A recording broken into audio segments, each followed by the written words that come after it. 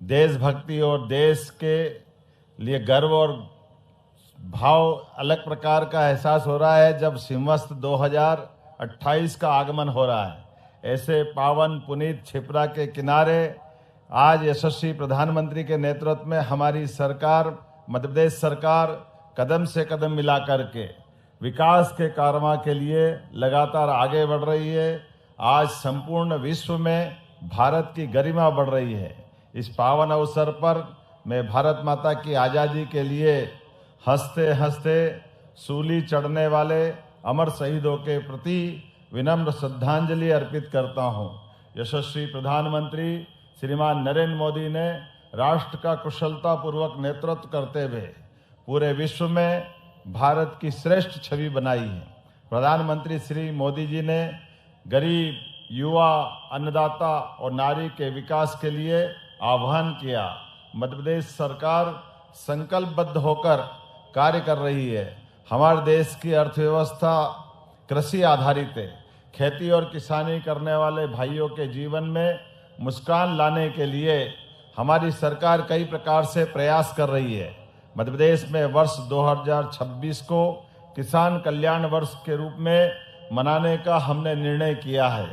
वर्ष 2002-03 में जहां कृषि और संबद्ध क्षेत्र का बजट मात्र 600 करोड़ रुपया था, जिसे बढ़कर 2024-25 में 27,000 करोड़ से अधिक का ये बजट करके हमने अपने किसानों के प्रति समृद्ध किसान समृद्ध प्रदेश की दिशा में प्रदेश में कृषि का विकास बहुआयामी मॉडल तय किया गया है, जिसमें 10 बहुआयामी गतिविधियों को शामिल किया गया है। किसानों को समृद्ध बनाने के लिए मुख्य फसलों के साथ उद्यानिकी फसलों को उत्पादन के लिए प्रोत्साहित किया जा रहा है। औद्यानिक फसलों का उत्पादन 344 लाख मीट्रिक टन से बढ़कर 425 लाख मीट्रिक टन हो गया है। मध्य प्रदेश टमाटर, धनिया, लहसुन, संतरा उत्पादन में प्रथम है। इसी प्रकार से पुष्प उत्पादन, सीताफल, प्याज, हरी मटर, नींबू और लाल मिर्च में भी प्रदेश अग्रणी है। हमारा प्रदेश आने वाले समय में देश की दुग्ध राजधानी बनेगा। पशुपालन का कार्य और किसानों और पशुपालकों के लिए भी लाभ का माध्यम बने, इसके लिए बहुआयामी प्रयास किए जा रहे हैं। निराश्रित गोवंश के व्यवस्थापन के लिए गौशालाओं के प्रति गाय अनुदान 20 रुपये के स्थान पर 40 रुपया प्रति गौमाता करने का हमारी सरकार ने निर्णय किया है। इस वित्त वर्ष में गौशालाओं के लिए बजट प्रावधान 250 से बढ़ा करके 505 करोड़ रुपया किया गया है। प्रदेश में लगभग 3000 गौशालाएं 5.25 लाख गौमाताओं की देखभाल का दायित्व निभा रही है। मछली उत्पादन के बेहतर प्रबंधन से प्रदेश को विशेष श्रेणी से उत्कृष्ट श्रेणी में आने का पुरस्कार मिला है। मत्स्य उत्पादन के क्षेत्र में हमारा प्रदेश आत्मनिर्भरता की ओर अग्रसर है और निजी क्षेत्र में भी भागीदारी बढ़ रही है। 1.5 लाख से अधिक मत्स्य पालकों को किसान क्रेडिट कार्ड दिए जा चुके हैं। प्रधानमंत्री मत्स्य संपदा क्षेत्र में भी हमारी सरकार लगातार अच्छा काम कर रही है। इसी कारण से तालाब निर्माण और मत्स्य बीज का उत्पादन के कार्य भी हुए हैं। जन विश्वास अधिनियम 2024-25 के माध्यम से अनेक कानूनों के प्रावधान सरल किए गए हैं और अनावश्यक नियमों को हटाया गया है। इससे उद्योगों को विकास के लिए नई दिशा मिली है।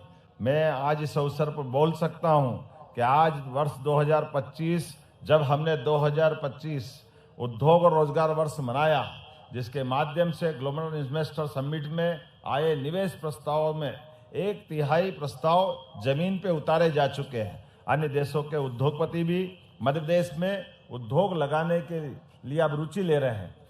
UK, Germany, Japan, Spain, Dubai के उद्यमियों से प्राप्त प्रस्तावों से विभिन्न क्षेत्रों में निवेश और रोजगार की संभावनाएं साकार करने के लिए हम अग्रसर हैं। हाल ही में स्विट्जरलैंड में हुई वर्ल्ड इकोनॉमिक फोरम की बैठक में भारत का दल सबसे बड़ा था। इसमें मध्य प्रदेश की भागीदारी भी महत्वपूर्ण रही है। उद्योग संवर्धन नीति में 2025-26 में 1552 करोड़ से अधिक की सहायता प्रदान की गई है। शासन के इस सहयोग से उद्यमियों का हौसला बढ़ा है। मध्य प्रदेश के उद्योग क्षेत्र में एक महत्वपूर्ण उपलब्धि धार में पीएम मित्र पार्क की आधारशिला रखे जाने से जुड़ी है। इसके लिए यशस्वी प्रधानमंत्री श्रीमान नरेंद्र मोदी जी ने अपने जन्म दिवस पर मध्य प्रदेश के अंदर 17 सितंबर को पधार कर स्वयं ये सौगात दी है। उद्योग और रोजगार को बढ़ावा देने के लिए कई महत्वपूर्ण कदम उठाए गए हैं। वर्ष 2025 में ऑनलाइन प्रक्रिया के माध्यम से 1092 औद्योगिक भूखंड उपलब्ध कराए गए हैं, जिसके आधार पर निवेशकों को पारदर्शी और सुव्यवस्था के आधार पर उद्योग के समग्र विकास के लिए 2025 में एमएसएमई नीति लागू की गई। स्टार्टअप नीति, कार्य योजना और औद्योगिक और भूमि आवंटन सभी चीजों को सिंगल विंडो सिस्टम के जरिए अब तक 2300 से अधिक औद्योगिक इकाइयों को 742 करोड़ से अधिक की सहायता प्रदान की गई है। वर्षों से लंबित निवेश प्रस्तावों का समाधान संभव हुआ है। मुख्यमंत्री उद्यम क्रांति योजना में हितग्राहियों को लगभग 500 करोड़ से अधिक का ऋण दिया गया है, जिससे स्वरोजगार और उद्यमिता को नई गति मिली है। मध्य प्रदेश में छोटे और मझोले उद्योगों की अपार संभावना है। यदि उद्यम सफल हो जाए तो साधारण से व्यक्ति को भी सक्षम बना देता है और उस क्षेत्र के विकास का नक्शा ही बदल जाता है। उद्योग हमारे लिए मंदिरों के समान है, जो रोजगार रूपी आशीर्वाद देते हैं। प्रधानमंत्री रोजगार सृजन के अंतर्गत ग्रामीण उद्योगों की 572 इकाइयों को बैंकों के माध्यम से राशि उपलब्ध कराई गई, जिससे 2560 शिल्पियों को रोजगार मिला है। प्रधानमंत्री श्रीमान नरेंद्र मोदी जी ने वर्ष 2047 तक विकसित भारत का आह्वान किया है। इसके लिए सभी राज्यों को भागीदारी देनी है। अच्छी कानून व्यवस्था और अपराध नियंत्रण के फलस्वरूप विकास की गति तेज होती है। प्रदेश में कानून व्यवस्था की स्थिति को मजबूत बनाते हुए आपराधिक तत्वों पर भी नियंत्रण को प्राथमिकता दी गई है। आपको बताते हुए प्रसन्नता हो रही है, मध्य प्रदेश में केंद्र सरकार द्वारा निर्धारित समय के पूर्व नक्सलवाद की समाप्ति का कार्य किया गया है।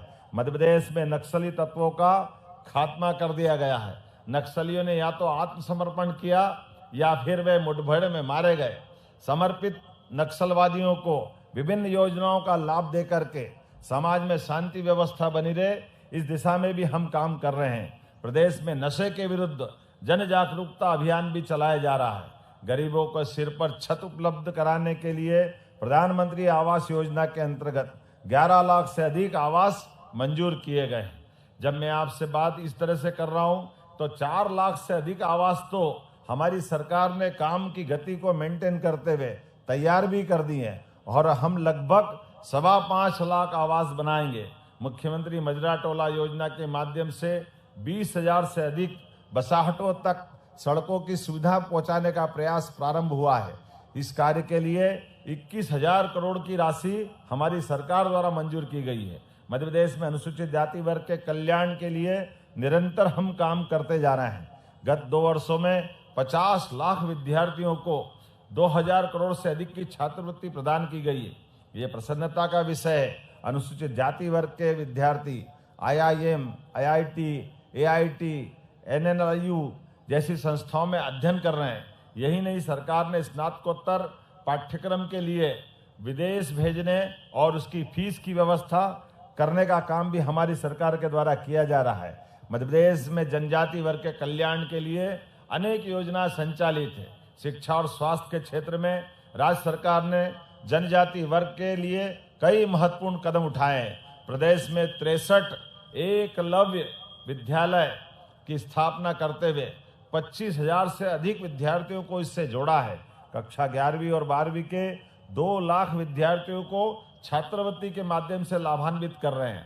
अन्य पिछड़ा वर्ग के युवाओं को भी रोजगार देने के उद्देश्य से और देश और विदेश तक भेजने की योजना भी संचालित कर रहे हैं।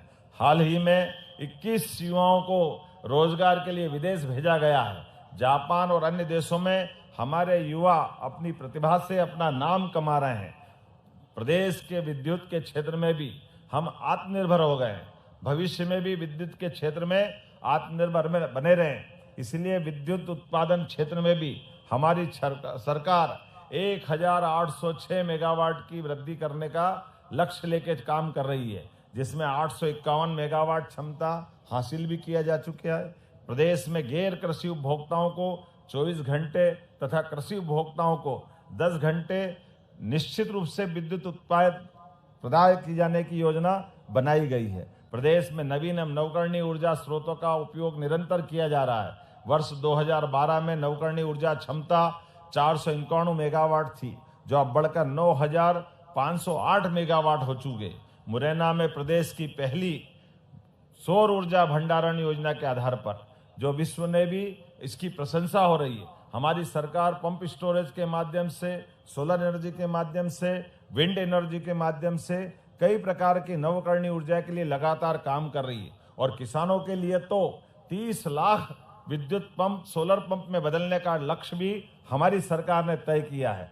सोयाबीन उत्पादक किसानों को भावांतर योजना का लाभ दिलाया गया है। प्रदेश के लगभग 7 लाख से अधिक किसानों को 1300 करोड़ की भावांतर राशि का भुगतान भी हमारी सरकार के द्वारा किया गया है। प्रधानमंत्री आवास योजना शहरी 1 में मध्य प्रदेश देश में संपूर्ण आवासों के क्रम में प्रथम 3 राज्यों में से एक है और स्वीकृत आवासों की संख्या भी अत्यधिक है।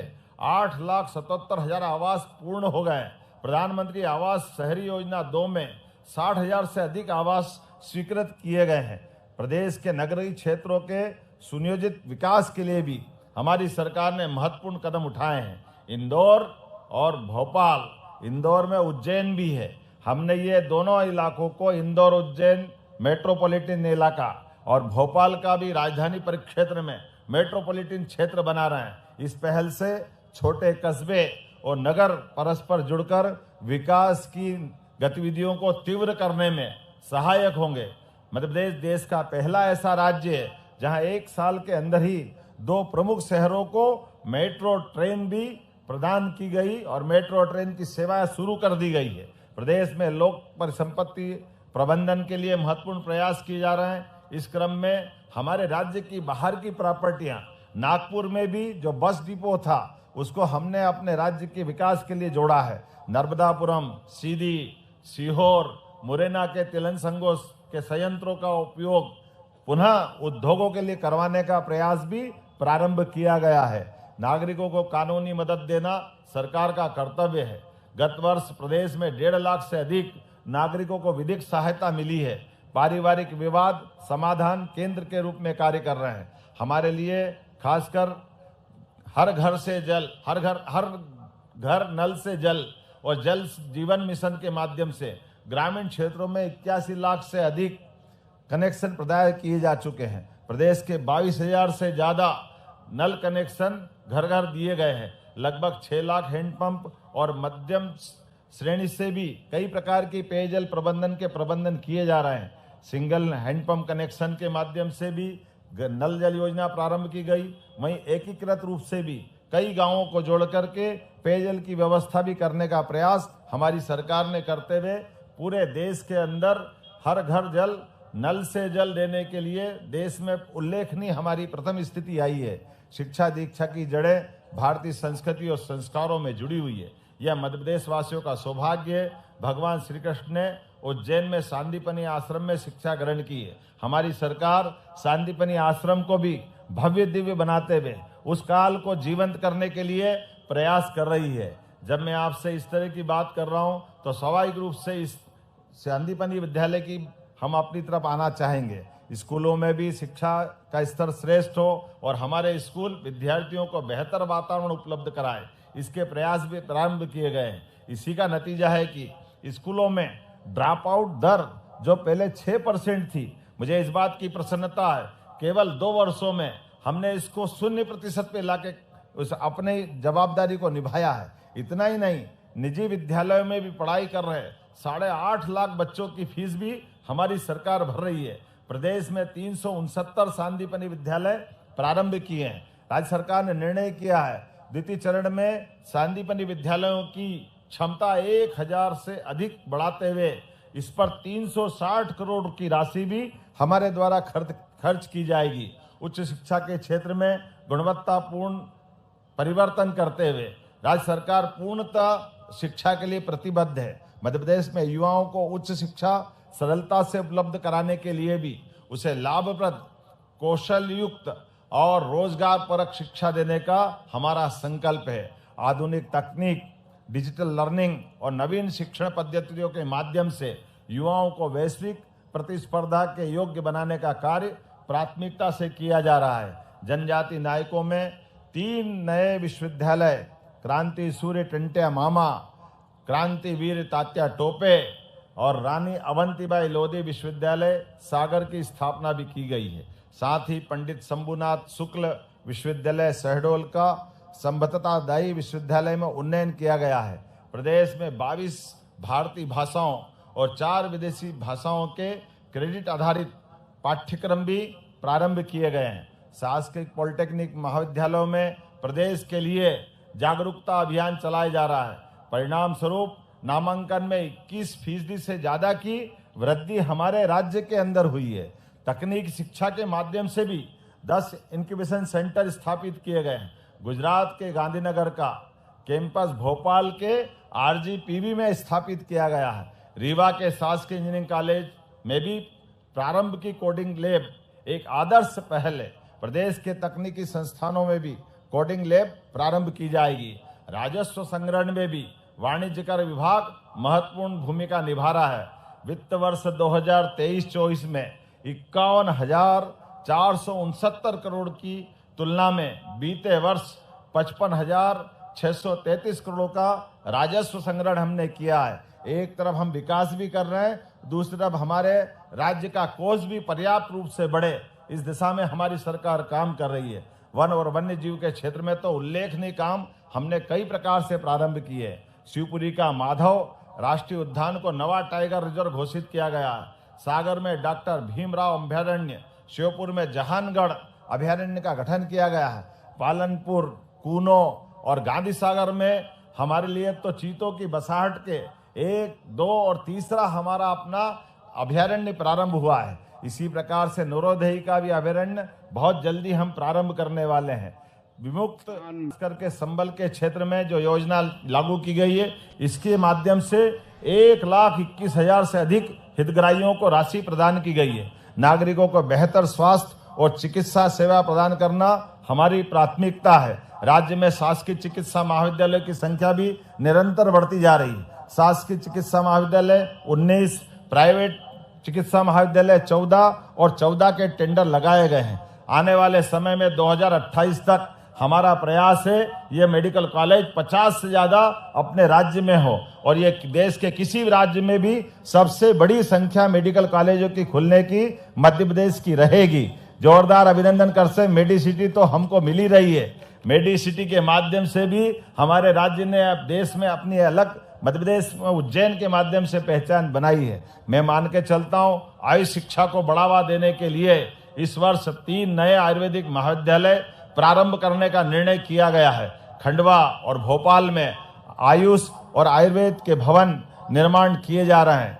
मध्य प्रदेश में वेलनेस टूरिज्म को प्रोत्साहन देने के लिए 12 नए हेल्थ केंद्र पर्यटन के माध्यम से भी प्रारंभ कर रहे हैं। प्रदेश की प्रगति में खास करके सुशासन का हमेशा विकास के लिए नींव का पत्थर होना चाहिए और इसी आधार पर प्रदेश में गत 2 वर्षों में बड़े पैमाने पर विकास कार्यों को शिलान्यास और लोकार्पण नहीं, उनको यथार्थ में नीचे जमीन पे उतार करके हमारी सरकार जो कहती है वो करके दिखाती है। इस दिशा में हम आगे बढ़ रहे हैं। जबलपुर में 1100 करोड़ की लागत से एलिवेटेड कॉरिडोर का निर्माण किया गया। इसी प्रकार 152 करोड़ की लागत से भोपाल में मेदा मिल चौराहे पर गायत्री मंदिर से गणेश मंदिर तक फ्लाईओवर और डॉक्टर श्यामा प्रसाद मुखर्जी नगर में रोड को 6 लेन करने का कार्य भी हमारी सरकार के द्वारा किया गया है।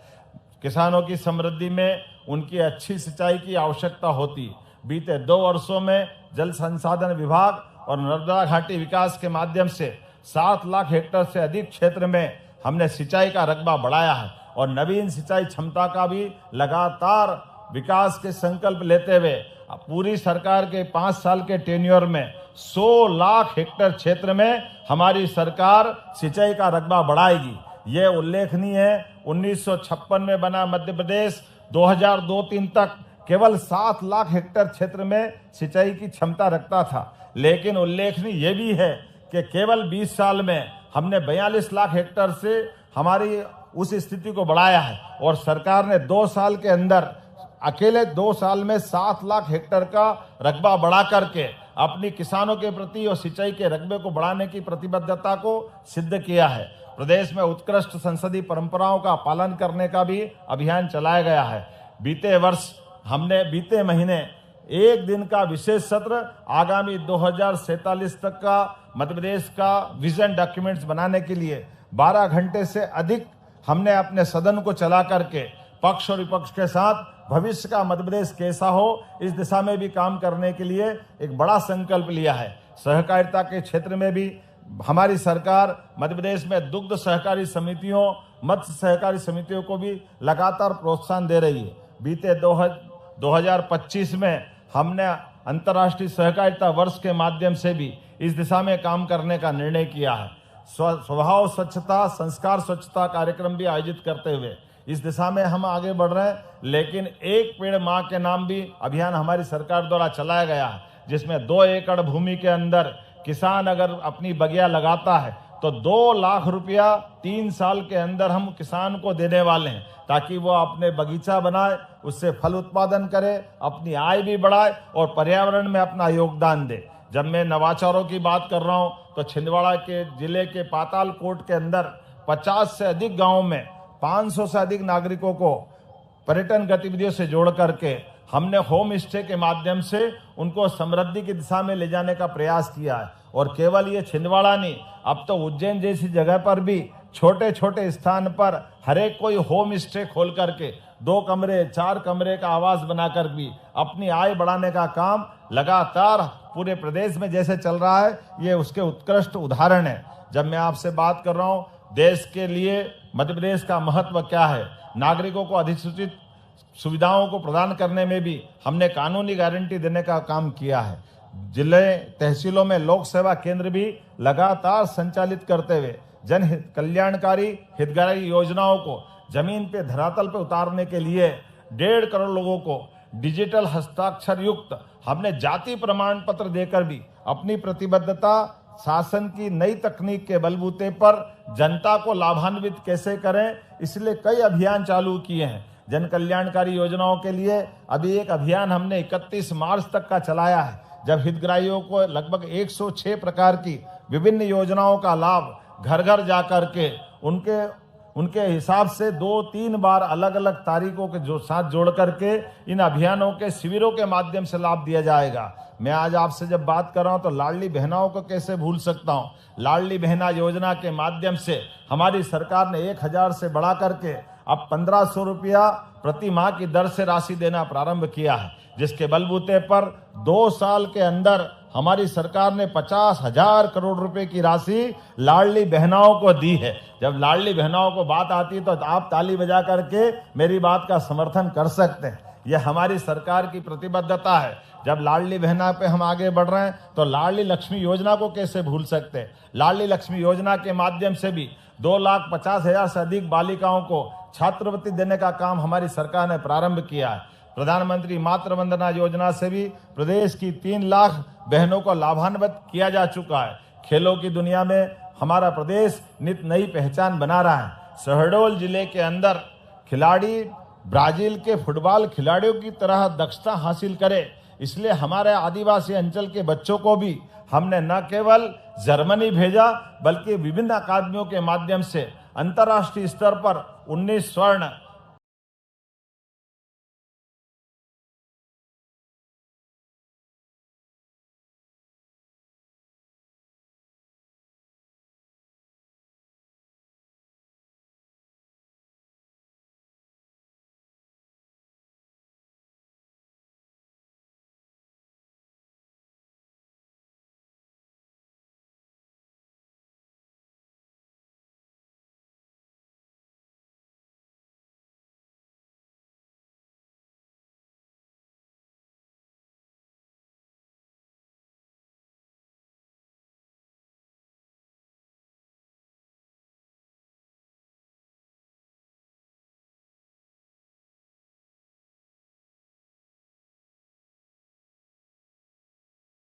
के संबंध में एफआईआर लिखवा रही थी।